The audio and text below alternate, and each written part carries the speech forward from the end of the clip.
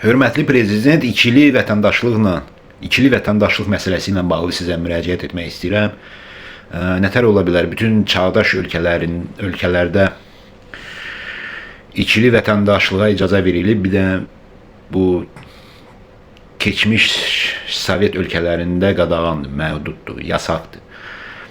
Sovet İttifaqı dağılandan sonra 90-cı illərin əvvəlində mənim valideynlərim Rus elçiliyində rüsumu ödəyərək, bütün sənədləri imzalayaraq Rus vətəndaşlığı ala bildilər.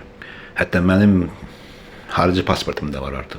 Amma mən bunu Rusiyaya gedib bunu təsdiqləyə bilmirəm, bunu rəsmiləşdirə bilmirəm. Çünki ora əgər mən getsəm və pasportu alsam, mən Azərbaycan vətəndaşlığından imtina etmək məcburiyyətində qalacağam.